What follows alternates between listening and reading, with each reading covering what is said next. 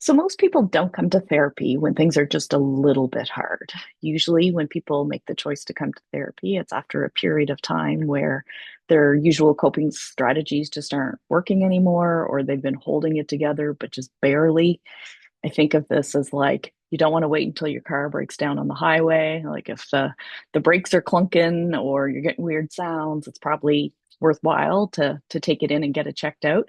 And I think things are similar in therapy. I think part of the difficulty we have in therapy is that a lot of what finally brings people into our doors is just a lot of overwhelm, a lot of busyness, a lot of responsibility.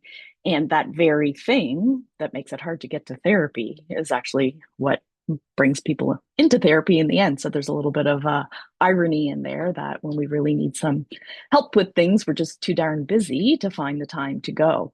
So, if this resonates with you, maybe you have been thinking about like, I just can't keep going at this pace anymore. I just can't keep functioning at this level of chaos. What often brings people in the door is just one more thing. One more thing gets thrown on the pile. Maybe it's a sick loved one, a relationship end, a major change at work. Those are usually the triggers or catalysts for I just can't, like I just no longer can cope with this anymore. So that is sometimes your sign that it probably is time to get to therapy. You might be feeling emotionally or physically exhausted.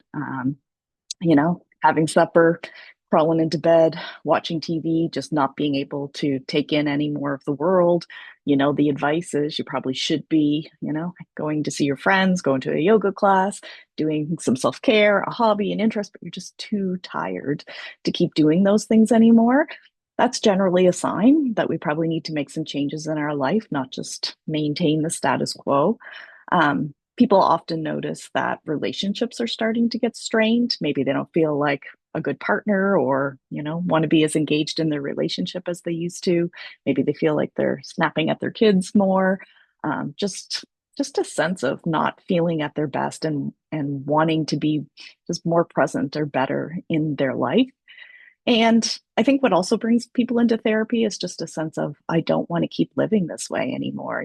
There's got to be more to life than, going to work or parenting kids or feeling the weight of the world in terms of responsibility, paying bills, taking care of loved ones. So, it's really important to remember that you don't have to do this alone. The work of therapy is not to take those jobs away from you, it's to help you figure out what are the priorities in my life? What do I want to pay more attention to? What brings me joy? What fills my bucket back up?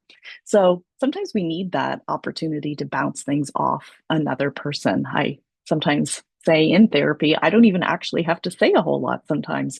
Just being able to validate, to nod, to listen, let people kind of speak out loud what's been on their mind that maybe they've never slowed down long enough to really say out loud or think clearly. It's really, really easy, especially as busy moms. I will say that's the population that I tend to work with the most and see in therapy, which has just been doing so much for so many people for so long, not knowing that there's another way to live that's a little more balanced and, just feeling like I can't do this. I can't do this for another 15 years, 20 years, 25 years. We don't want to be living our life.